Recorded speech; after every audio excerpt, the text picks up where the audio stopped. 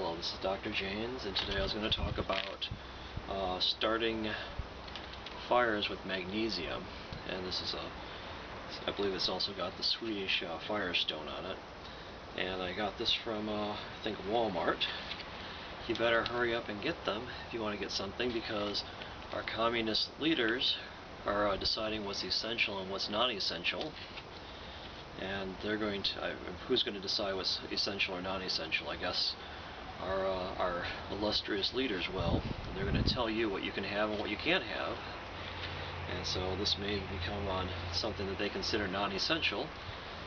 Fire, the most essential thing that man's ever known, the thing that has enabled us to stay alive among the wild jungles of the world for centuries. Let's take a look at this. Fire starter. Okay. So, anyway, never thought I would hear this in America, having our government tell us what's essential and what's not, and controlling everything we can buy. So, anyway, let's talk about fire starters. I like this because it still works if you get it wet, unlike matches, at least most matches. And it is really intense. It will catch big chunks of wood on fire because it burns super hot. Let me see if I can open this up with one hand. Just want to open up and test one of these. I had one before, and the issue I had with it before, I bought a bunch of these so we can put it in our bug out, what do you call it, backpacks, just in case we need to flee from the communist takeover of this country. And what it is it has a Swedish Firestone on this side, and you can strike this little saw blade. You have to be careful with this because the last time I broke this one. In fact, it might be good just to take it off the leash while you're working on it. And then this other part's all magnesium, which is the fuel.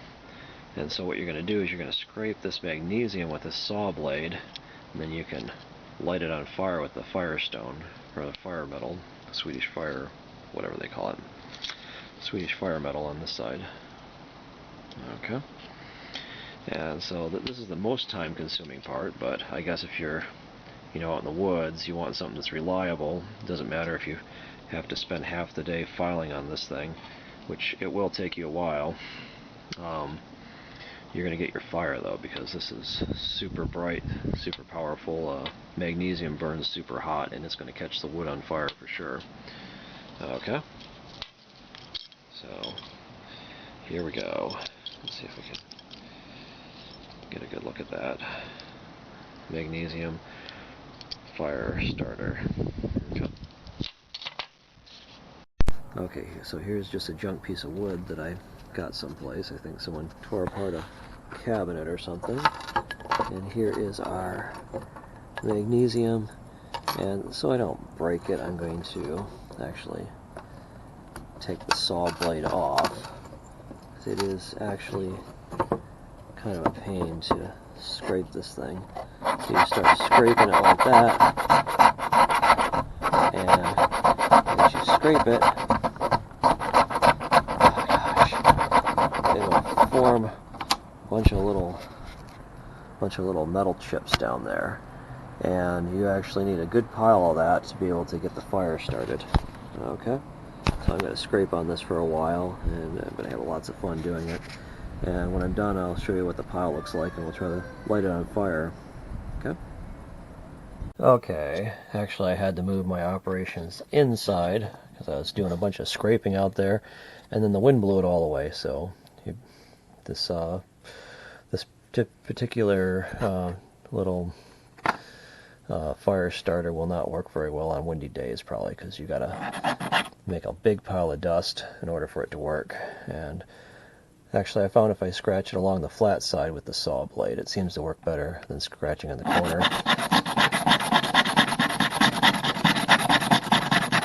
So I'm going to do this for a little bit. It's going to be annoying. And then once I get a pile here, I'll show you what I got, and we'll try to light it on fire. Okay, we'll just give this a test of the Swedish Firestone.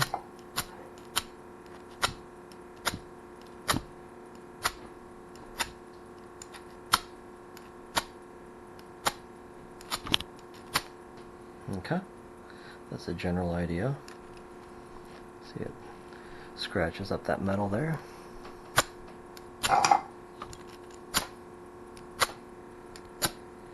Okay, we're getting some good sparks off of that. Okay, we'll have to see if we can light the magnesium. Okay, so here's our little pile of magnesium. I'm not sure if it's enough. I think when I've done it before, I actually had bigger piles that I was using, but I got tired of sawing on this thing. So let's just see if we can get it started with that much. And of course I'm inside, and let's see. I believe I brought some water just in case there's a disaster. Hopefully we don't need that. And here is our, let's see, can you see this on the camera? So here's our Swedish metal on this side over here. And when you run the saw blade across it, it produces sparks. See that? You get those sparks down near the magnesium.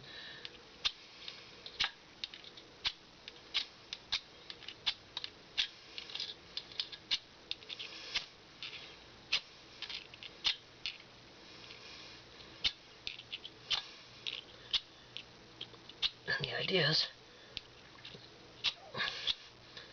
you can get the magnesium to burn if you get those sparks into it. Okay?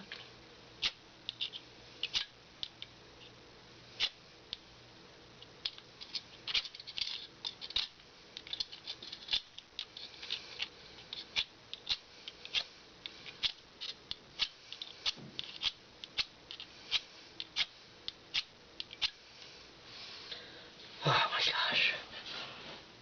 Okay. So can you see that okay on the camera?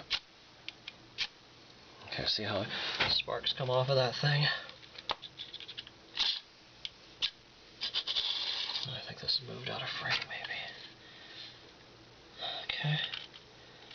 Try to get the magnesium piled up.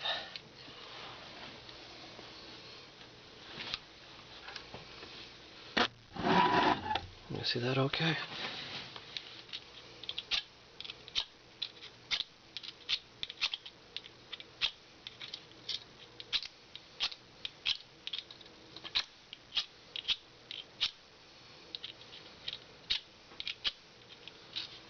Okay, I'm going to have to get it right down next to it, I guess, and see if I can catch it on fire.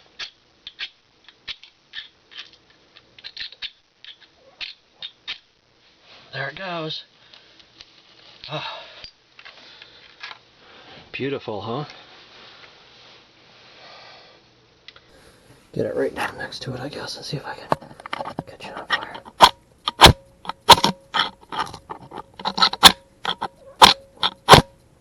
There it goes. Oh. Beautiful, huh? Well,